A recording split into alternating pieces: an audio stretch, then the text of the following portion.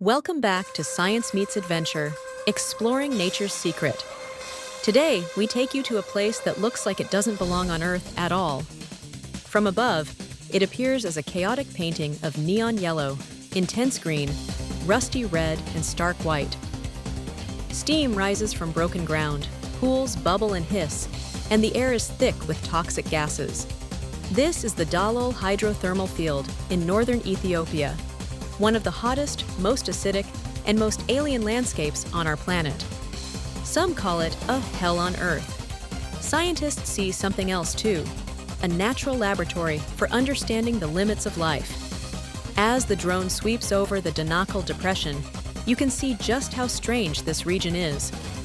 We're standing more than 100 meters below sea level, in a vast desert basin near the border with Eritrea. To one side, flat, white salt pans stretch toward the horizon like a frozen sea.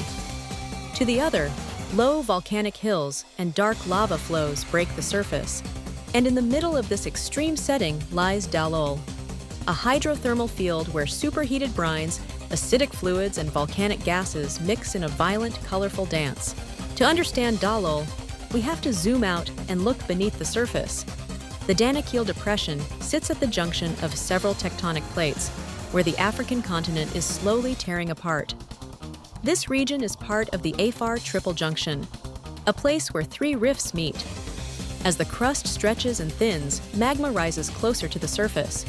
In Dallol's case, that magma heats underground water and brines trapped in thick layers of salt left from ancient seas. The result is a hydrothermal system where hot fluids, loaded with dissolved minerals and gases, are pushed up through cracks and fractures. When these fluids reach the surface, they cool and react with the air. Minerals precipitate out of solution, building fantastically shaped terraces, mounds, and chimneys. Iron, sulfur, and other elements stain the landscape in colors that look almost unreal. Bright sulfurous yellows, copper greens, iron reds, chalky whites, and deep oranges. The pools themselves can be almost unbelievably acidic. Some have a pH less than 1, more acidic than battery acid, and temperatures that can approach the boiling point. This combination makes Dallol one of the most chemically extreme environments known on land. Our camera glides closer to the ground. We see small, bubbling ponds rimmed with fragile mineral edges. Gas bubbles pop at the surface, releasing the sharp smell of sulfur and chlorine into the air. Thin crusts break and reform. In some places, water is replaced by viscous, brine-like fluids that shimmer strangely in the sun. This is not a place where you want to fall in. A single misstep can mean stepping through a thin crust into scalding, acidic water. That's why every visit here requires experienced guides and careful, deliberate movement. The gases rising from Dallol are as dangerous as the liquids. Volcanic systems like this release carbon dioxide, sulfur dioxide, hydrogen sulfide, and chlorine-based compounds. In low-lying pockets, these gases can accumulate, displacing oxygen and making it hard to breathe. Hydrogen sulfide, with its characteristic rotten egg smell, is particularly dangerous at high concentrations. Visitors sometimes experience headaches, irritated eyes, and dizziness if they stay too long in poorly ventilated areas. Masks, eye protection, and listening closely to local guides are essential parts of any trip here. With such extreme heat, acidity, and toxicity, you might expect Dallol to be completely dead, and that's exactly why it has fascinated astrobiologists and microbiologists for years. If any life can exist here, it must be among the toughest organisms on Earth, extremophiles that thrive where normal life fails. Scientists have collected samples from pools, crusts, and sediments to search for microbes capable of surviving high temperature, very low pH, and high salt all at once. Some studies have reported microorganisms in certain less extreme areas nearby. Others have suggested that the most hostile parts of Dallol might truly be lifeless, showing that there are real physical and chemical limits to habitability. Either way, Dallol teaches us something crucial. Just because a place has liquid water doesn't mean it is automatically friendly to life. For researchers thinking about Mars, Europa, or exoplanets, Dallol provides a critical test. Its colors could be mistaken for alien terrain in satellite images. Its acid brines and mineral deposits resemble processes we expect on other worlds. By studying how minerals form here, how gases escape, and where life stops, scientists can better interpret data from rovers and space telescopes. Standing in Dallol is a bit like stepping into a field training ground for planetary exploration. Now the story shifts from pure science to the experience of actually coming here. The journey usually starts in the highlands of Ethiopia, in the town of Mekelle. From there, a convoy of 4x4 vehicles drives hours down toward the Danakil Depression. The landscape gradually changes from cooler, greener uplands to dry, hot lowlands. Dusty villages pass by the windows. Camels, loaded with blocks of hand-cut salt, move slowly along traditional caravan routes. The closer you get, the more you feel the heat building, not just from the sun, but radiating from the earth itself. Approaching Dallol, you first see broad salt flats, shining almost blindingly white under the sky. These are remnants of ancient seas that once flooded the basin. Local Afar people still harvest salt here, cutting it into rectangular blocks and loading them onto camel caravans. It's a practice that has continued for centuries, linking geology and culture in a very direct way. Drone shots show long lines of camels crossing the salt, tiny against the enormous flat landscape. From the salt flats, guides lead you to the hydrothermal field itself. You step out of the vehicle and instantly feel the intensity of the environment. The air is hot and dry, the light almost harsh, and the smell of sulfur unmistakable.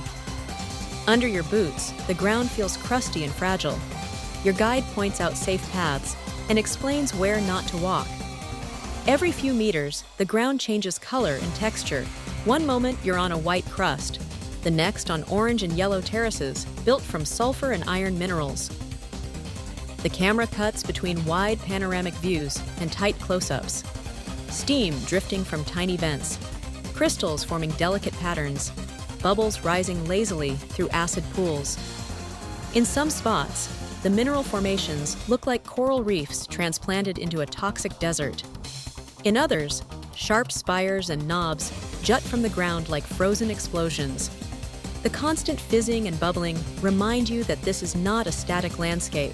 It is always being rebuilt and destroyed by chemical reactions and flowing fluids.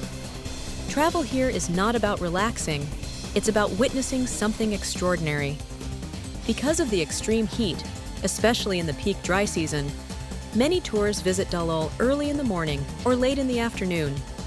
Midday temperatures can exceed 40 or even 45 degrees Celsius, making long hikes unsafe.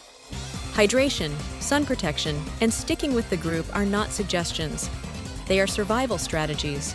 Overnight, visitors often stay in very simple camps or basic accommodations elsewhere in the Danakil region. Sometimes near the active volcano Erta, sometimes in small Afar settlements. Nights are surprisingly beautiful. The sky fills with stars, uninterrupted by city lights. The silhouette of distant volcanoes glows faintly on the horizon. You might share tea with local Afar hosts, taste simple dishes based on flatbread, rice, lentils, or goat, and listen to stories about life in a place where water is precious and the earth itself seems restless. Ecologically, the Danakil Depression and its surroundings host hardy forms of life adapted to heat and dryness. Tough shrubs, sparse grasses, small mammals, and birds that can withstand long periods without rain. These are not lush ecosystems, but they are important. The Afar people have developed a deep knowledge of how to navigate this harsh environment, moving livestock, finding water, and avoiding the most dangerous zones around geothermal areas. As our film nears its end, the drone rises once more above Dallol. The hydrothermal field shrinks, then becomes a patch of intense color against the larger canvas of desert, salt, and rock. What looked overwhelming up close now appears as just one small feature in a huge rift system that is gradually tearing a continent apart. This zoom out is a reminder of scale. Dallol is both a tiny detail and a critical piece in our understanding of how planets work. The Dallol Hydrothermal Field is not a place where most life can thrive, and it certainly isn't a place where you'd want to build a home. But it is a window into processes that shape worlds: tectonic stretching, magma heating, water reacting with rock, and the complex chemistry that emerges when everything is pushed to the extreme. For scientists, it shows where life might end. For travelers, it offers a glimpse of what other planets might look like up close. If this journey through acid pools, toxic gases, and extremophile possibilities has sparked your curiosity about our planet's wildest corners, don't forget to support the channel, please. Like this video, share it with friends who love science and adventure, and subscribe to Science Meets Adventure, Exploring Nature's Secret, so we can keep exploring more of Earth's strangest, most fascinating landscapes together.